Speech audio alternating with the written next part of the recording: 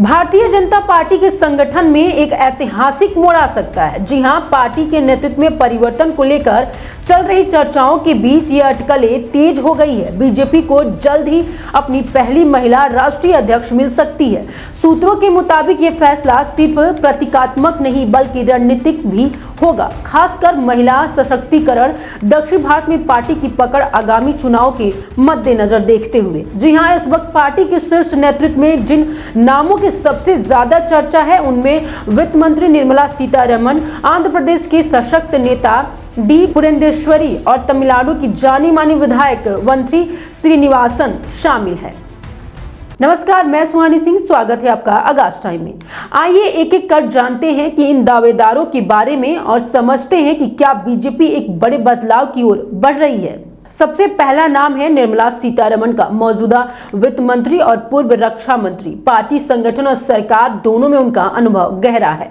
हाल में ही उन्होंने बीजेपी अध्यक्ष जेपी नड्डा और संगठन महामंत्री बीएल संतोष से मुलाकात की थी। माना जा रहा है कि यह मुलाकात सिर्फ औपचारिक नहीं थी बल्कि आने वाले बड़े फैसले की ओर संकेत है। उनकी नियुक्ति से पार्टी को दक्षिण भारत में बड़ी ताकत मिल सकती है और महिला सशक्तिकरण के एजेंडे को राष्ट्रीय नेतृत्व स्तर पर भी नई धारा मिल सकती है। दूसरा नाम है डी पुरंदेश्वरी, जो कि आंध्र प्रदेश में बीजेपी का जाना माना और पहचाना हुआ चेहरा है। जी हां, भाषण काल में निपुण, बहुभाषी और राजनीतिक विरासत में जुड़ी हुई पुरंदेश्वरी पहले कांग्रेस में थी, फिर बीजेपी में आकर संगठन को दक्षिण में मजबूती दी है। जुलाई 2023 में उन्हें आंध्र प्रदेश बीजेपी अध्यक्ष बनाया गया। उनके पास संसद, संगठन और अंतर्राष्ट्रीय प्रतिनिधित्व का लंबा अनुभव है और यही उन्हें इस पद के लिए सशक्त उम्मीदवार बनाता है।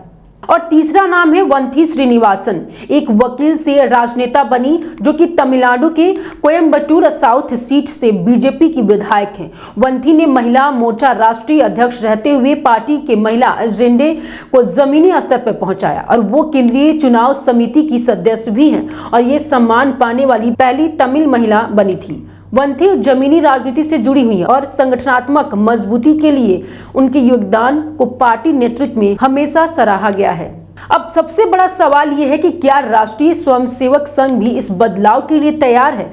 तो सूत्रों की माने तो संघ ने भी यह महिला नेतृत्व को लेकर सकारात्मक रुख अपनाया है। बीजेपी को लगातार महिला मतदाताओं से मिलते समर्थन और महिला केंद्रित योजनाओं की कामयाबी को देखते हुए यह बदलाव सिर्फ समय की मांग नहीं बल्कि रणनीतिक जरूरत भी बन गया है। अगर ऐसा होता है तो ये न केवल बीजेपी के इतिहास में पहली बार होगा बल्कि पार्टी की कमान किसी महिला के हाथ में होगी।